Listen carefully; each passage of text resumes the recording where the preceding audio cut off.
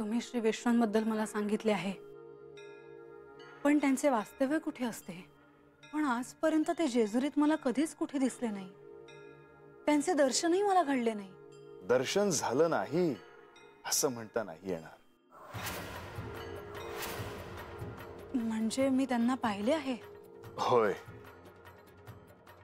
पण एका वेगळ्या रूपात ते तुला भेटले आहेत. पण तुम्ही मला ते सांगितले नाही. असं का? कारण खरं तर ते तुलाच ओळखायचं आहे.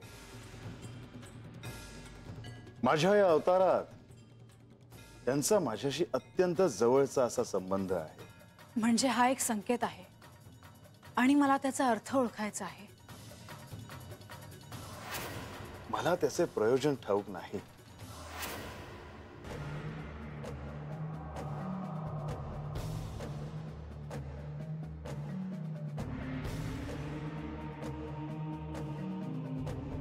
गणोबा, बंडोबा, काय झाले? तुम्ही केवळ पाहत का उभे आहात? काय सांगायचे आहे? काय नाही, मी नंतर येतो. मी सांगतो. बाणाईच्या वाड्यामोर एक मोठा शंख दिसतो आहे. एवढा मोठा शंख म्या तरी कधी बघितला नाही.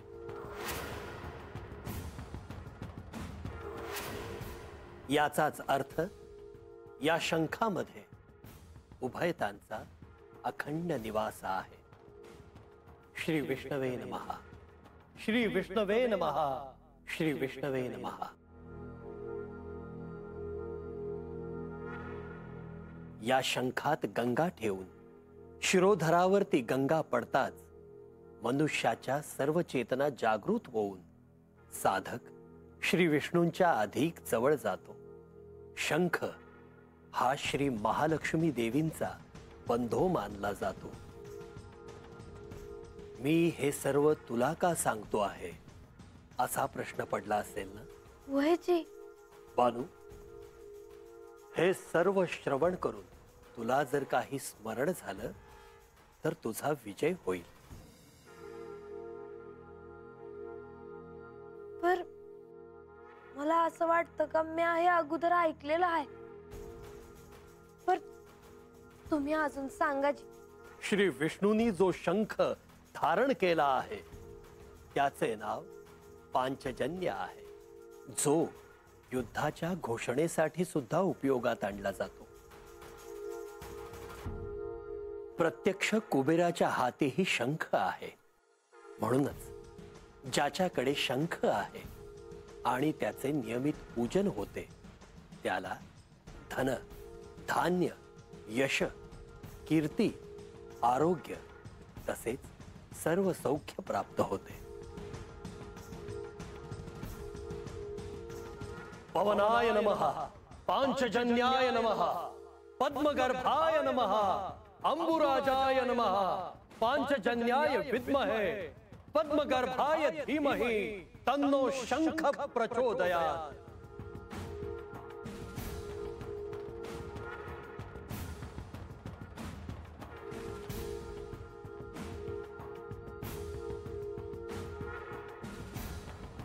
कल्याणमस्तु, शुभम भवतु.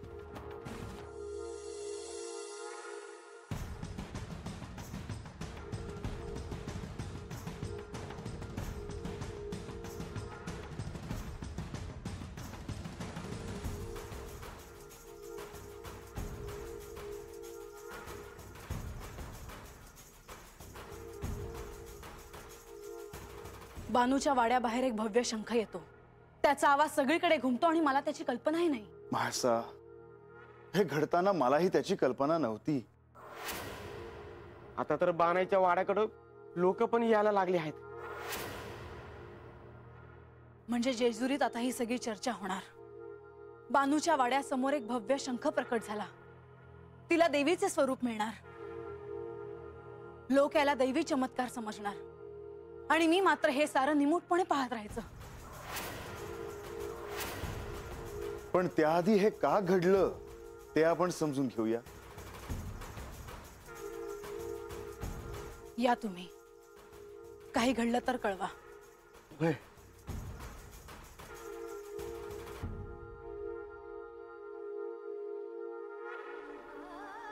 म्हाळसा, कुठल्याही निष्कर्षापर्यंत पोहोचण्याची एवढी घाई नको करूस. अर्थात ते एवढं सोपं नाही. तुम्ही मला नेवासेला जाऊ दिलं नाही, पण इथे बानूला सत्य समजण्यासाठी प्रयत्न सुरू आहेत. पण म्हाळसा, मी ह्यात काहीही केलं नाही. माझा यावर विश्वास बसत नाही. मला तर असं वाटतं की माझ्या आधी बानूला सारं सत्य समजणार आहे. मी आधी माझ्या डोळ्यांनी पाहते, मग बोलते तुमच्याशी.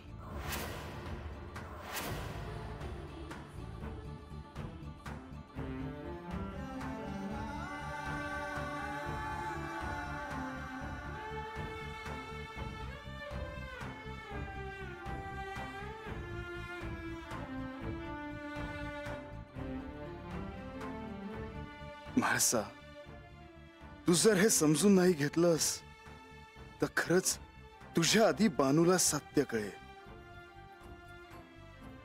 तुला बिना काय कळत नाही. आता काय झालं अरे तुला कोणी सांगितलं होतं सांगाया? म्हणजे लपून ठेवायचं? अरे तसं नव्हं, म्हाळसा देवींच्या मोर बाणाईचं नाव काढायचं नाही. अरे कधी काढणार तुला?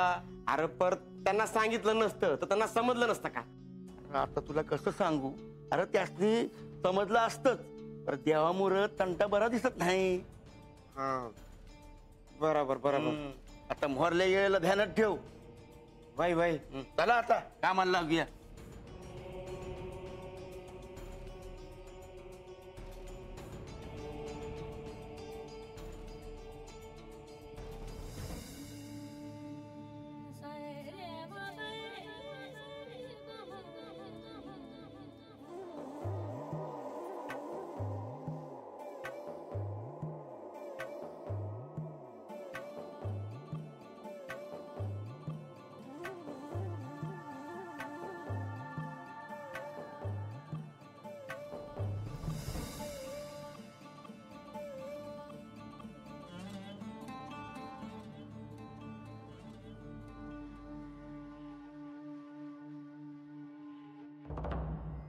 तुम्ही काही बोलणार आहात की नाही?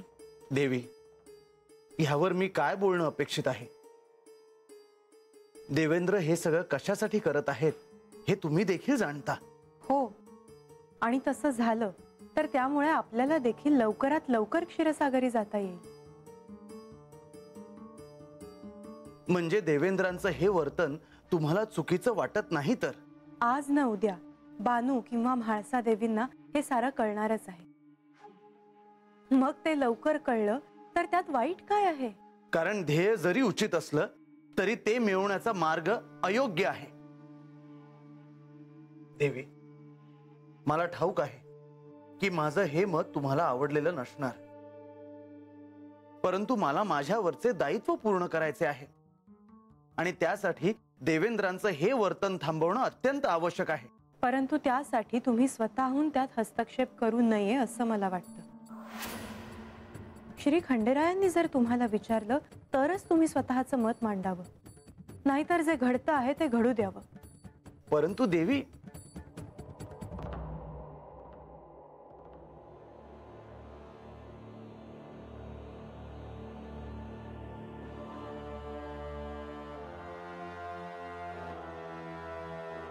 प्रधानजी, लक्ष्मी देवी, मी तुमच्या बोलण्यात व्यत्यय तर नाही ना आणला?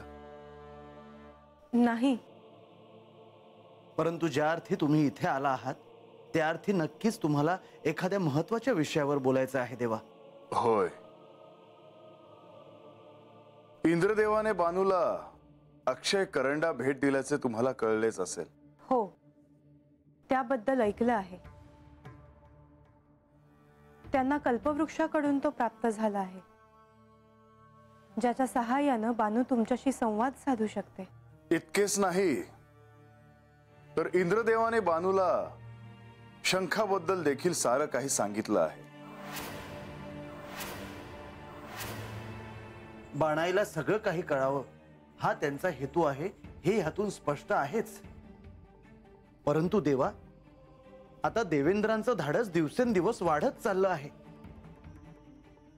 आणि त्यांनी सहाय्य केल्यामुळे म्हाळसेच्या आधी बानूला आत्मज्ञान प्राप्त होईल आणि ती माझ्याबरोबर कैलासात येईल असे त्यांना वाटते. आणि त्यासाठी इंद्रदेव प्रयत्नशील आहेत. आणि असे करणे अयोग्य आहे असं मला वाटत नाही. कोणाच्या सहाय्याने का होईना, परंतु म्हाळसा आणि बानू ह्यांना त्यांच्या मूळ रूपाचं स्मरण आता व्हायला हवं असं मला वाटतं. तुमचं हे म्हणणं मला कदापि मान्य नाही. श्री खंडेरायांनी कृतयुगातील ह्या शिवलीलेत श्री म्हाळसा देवी आणि बाणाई ह्यांना सत्य कळण्यासाठी आख्यानाचा आधार घेण्याचे सुचवले आहे. असं करताना अत्यंत निपक्षपातीपणे ते हे सगळं घडवून आणत आहेत. आणि त्यात जर अशा प्रकारे देवेंद्र हस्तक्षेप करणार असतील तर बाणाईला निश्चितच काही गोष्टी प्रथम कळतील आणि हे अयोग्य आहे देवी. प्रधानजी, इंद्रदेवांना गडावर बोलवणे अत्यंत आवश्यक आहे. होय देवा, मला देखील हेच वाटते आहे. मी आत्ताच नारद मुनींना इथे बोलवून घेतो.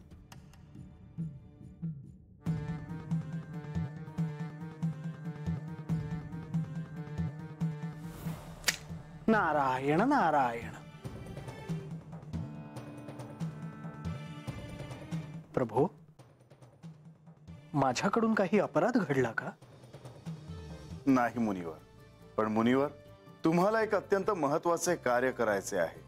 मला समजले नाही देवा. तुमच्या शिष्येचे पिता अर्थात देवांचे राजे देवेंद्र यांचा हस्तक्षेप होतो आहे मुनिवर. परंतु मी त्यांना कोणत्याही प्रकारे सहाय्य केलेले नाही. ते आम्हाला ठाऊक आहे मुनिवर, पण आता इंद्रदेवानं इथे बोलवणे अनिवार्य आहे. तुम्ही त्यांच्यापर्यंत हा निरोप पोहोचवा की इथे गडावर येण्यास त्यांना आमंत्रण दिले आहे. त्यांच्या हस्तक्षेपामुळे सगळेजण अस्वस्थ झाले आहेत आणि त्यांना त्यांची बाजू मांडावी लागणार हे त्यांना कळेलच.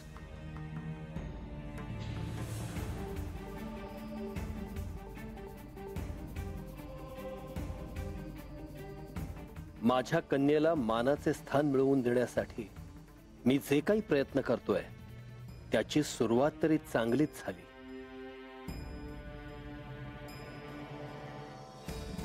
तुमच्या मुखावरील आनंद पाहून मला हे कळून चुकले आहे की तुम्ही पुन्हा बानूकडे गेला होता. होय देवी, माझे ध्येय साध्य करण्यासाठी मी प्रयत्न सुरू केले आहेत. बानूला अक्षय करंडा दिल्यानंतर आता शंखाबद्दलही तिला कळले आहे. तुम्ही तिला शंखाबद्दल सांगितले? सारी जेजुरी तो शंख बघायला जमली होती. अनेकांना जे प्रश्न पडले होते तेच बानूला देखील पडले होते, ज्याची उत्तरं तिला माझ्याकडून मिळत गेली. पण तुम्ही तिला हे सारं सांगता आहात हे इतरांना कळल्यावर तुम्ही तिला सहाय्यच करत आहात असे त्यांना वाटले असेल आणि तुम्ही तिथे येऊन गेल्याची वार्ता श्री म्हाळसा देवींपर्यंत पोहोचली असणारच. नाही, इतरांनाच काय, पण बानूला देखील मी तिला हे सारं सांगतो आहे हे कळलं नाही. कारण मी तिच्या समोर ऋषी रूपात गेलो होतो. आता एक एक करून श्री विष्णू आणि श्री महालक्ष्मी यांच्याबद्दल तिला कळत जाईल. आणि शची, तो दिवस ही लवकरच येईल जेव्हा हेगडी प्रधान आणि श्री लक्ष्मी देवी यांचे मूळ रूपही तिला कळेल. तुम्ही हे सारं करत आहात ही गोष्ट श्री विष्णू आणि श्री खंडेरायांना कळणार नाही असे होणार नाही. त्यांना काय वाटेल याचा विचार मी केला नाही, कारण नीतिशास्त्राप्रमाणे कोणत्याही अयोग्य नीतीचा मी अवलंब केलेला नाही.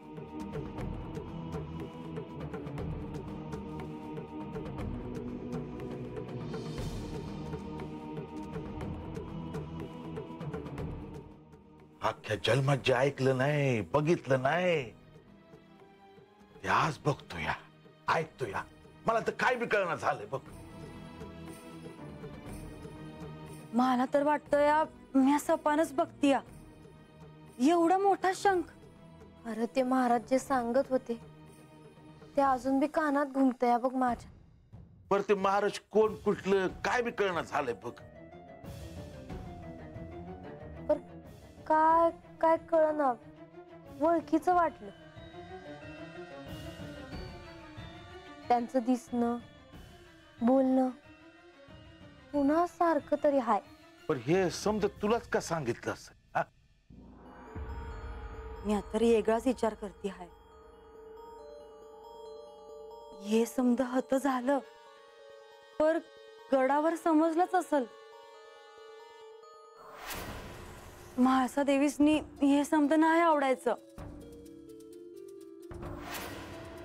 हे समज बानूच्या वाड्यावर घडलं म्हणजे लोक बानूला बी देव समजणार.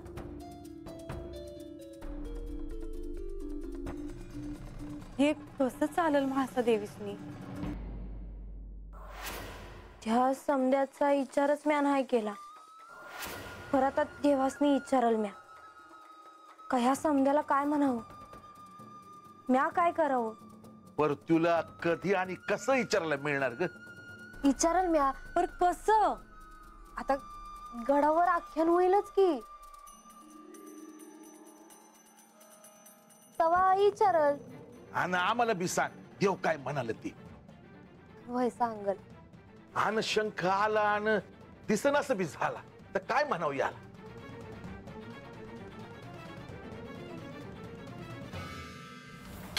नारायण नारायण. या मुनिवर, स्वर्गलोकी आपले स्वागत आहे. प्रणाम शचीदेवी. प्रणाम. हे आत्ताच म्हणाले होते की नारद मुनी येतील. स्वाभाविकच आहे. त्यांनी जे काही केले आहे ते तुम्हाला कळले असेलच. मुनिवर, मी काहीही लपवून करत नाही. जे काही घडलंय ते मी नुकतंच शचीला सांगितलंय. माझे सौभाग्य मी तुमच्या सोबत नव्हतो, नाहीतर माझे काय झाले असते हे श्री विष्णूच जाणवत. तुमच्या बोलण्यावरून असं दिसतंय की जेजुरीत बरंच काही घडलंय मी तिथून परत आल्यावर. अहो काय बोलता आहात तुम्ही देवेंद्र? ही तर केवळ सुरुवात आहे.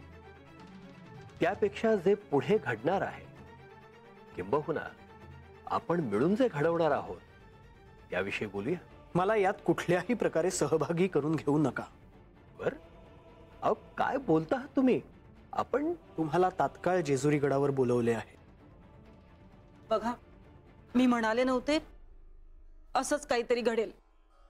श्री खंडेराय, श्री प्रधानजी आणि श्री लक्ष्मी देवी यांनी तुम्हाला जेजुरी गडावर बोलवले आहे. माझे कार्य झाले, येतो मी. काळजी घ्या. नारायण नारायण.